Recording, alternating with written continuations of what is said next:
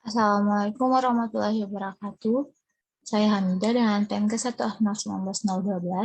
Di sini saya akan menjelaskan UTS saya dengan judul Evaluasi dan Implementasi Tata Kelola TI menggunakan COVID 2019. Studi kasus pada Dinas Kependudukan dengan Pencatatan Sipil Kabupaten Tabanan. Audit tata kelola TI perlu dilakukan untuk meningkatkan kinerja suatu instansi, meningkatnya pengelolaan dan pendistribusian informasi, serta meningkatkan pelayanan publik. Audit pada bidang tata kelola berguna untuk melakukan penilaian evaluasi pada organisasi, sehingga dapat diketahui tingkat kematangan pada tata kelola TI organisasi tersebut. Hasil dari proses evaluasi audit dapat digunakan sebagai peningkatan nilai IT capability-nya. IT capability menggambarkan kemampuan organisasi untuk menciptakan nilai bisnis untuk memperoleh, menyebarkan, menggabungkan, dan mengkonfigurasi ulang sumber daya TI untuk mendukung dan meningkatkan strategi bisnis dan proses bisnisnya. Beberapa kerangka kerja framework untuk melakukan audit tata kelola TI dapat digunakan. Berjaca dalam penelitiannya menyebutkan bahwa ada 3 jenis framework evaluasi tata kelola TI. Salah satunya COVID. COVID memberikan langkah-langkah umum serta praktik-praktik terbaik yang digunakan untuk membantu memanfaatkan penggunaan TI yang sesuai dengan tujuan perusahaan.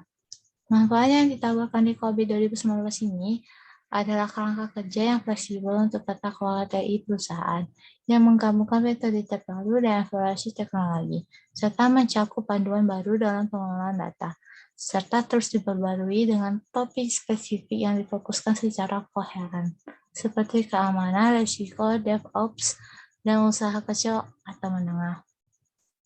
COVID memiliki keuntungan lebih untuk membantu pihak manajemen memahami sistem tata kelola TI-nya, serta membantu manajemen memutuskan sesuatu atas kontrol yang diperlukan.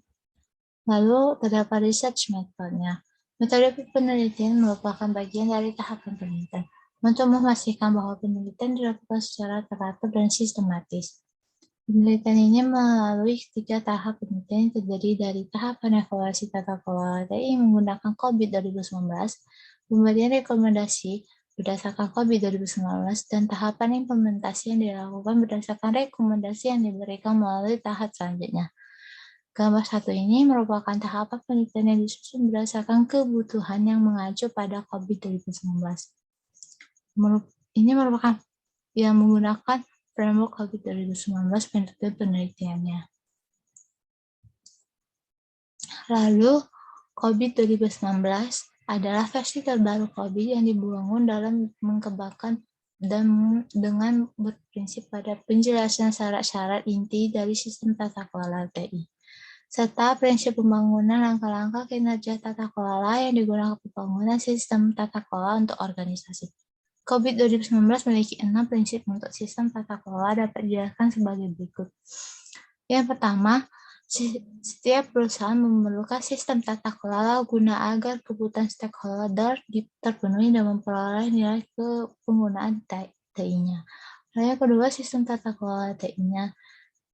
Perusahaan dibangun dari sejumlah komponen yang dapat dari berbagai jenis dan yang bekerja sama secara holistik. Yang ketiga, sistem tata kelolanya. Lalu yang keempat, ada sistem tata kelola harus membedakan 2 aspek berbeda antara aspek tata kelola serta aspek kegiatan dan struktur dari manajemennya. Lalu kelima, sistem tata kelola harus dapat menyesuaikan kebutuhan dari organisasinya. Lalu yang keenam, sistem tata kelola harus mencakup perusahaan dari ujung ke ujung, tidak terlalu memfokuskan pada fungsi teknologi informasi, akan tetapi juga pada seluruh cakupan teknologi informasi yang diterapkan perusahaan untuk mencapai tujuan organisasi tersebut. Lalu ada penentuan capability level-nya. Digunakan untuk mengetahui tingkat kematangan pada Dinas Kependudukan dan Pencatatan Sipil Kabupaten Tabanan. Kuesioner capability level mengacu pada PAM Using Capability 5 Toolkit dan level dapat digunakan pada COVID 2019.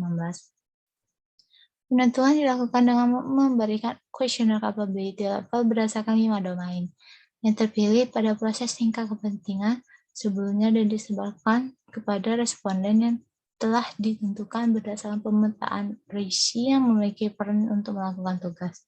Nilai gap atau kesenjangan yang diperoleh melalui proses penentuan capability level pada Dinas Kependudukan dan Pencatatan Sipil Kabupaten Tabanan digunakan untuk menentukan langkah-langkah perubahan kondisi saat ini dengan kondisi yang diharapkan pada masa depan. Nilai gap ini ditampilkan pada tabel 1, yaitu terdapat 5 proses ID. Nah, ini merupakan tabel 1 nilai tingkat kematangannya. Lalu terdapat rekomendasi lagi. Pemberian rekomendasi dilakukan mengikuti tahapan yang digambarkan pada gambar 2. Rekomendasi diberikan berdasarkan nilai capability dari Dinas Kependudukan dan Pencatatan Sipil Kabupaten Tabanan saat ini dengan mengacu pada Framework COVID 2019 dengan target pencapaian pada level capability meningkat.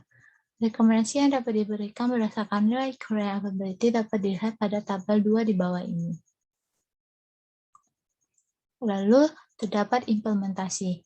Implementasi rekomendasi perbaikan yang dilakukan difokuskan dalam peningkatan proses domain APO 08 yang bertujuan untuk mengetahui bagaimana dampak implementasi terhadap nilai current capability domain APO 08 pada organisasi.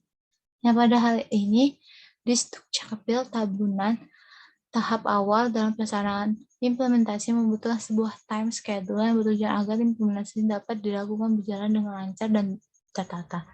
Time schedule yang dilakukan implementasi dilakukan dalam kurun waktu 1 bulan yang ditampilkan pada tabel 4 di bawah ini. Baiklah, sekian dari hasil presentasi saya. Jika ada kata salah, saya mohon maaf. Wassalamualaikum warahmatullahi wabarakatuh.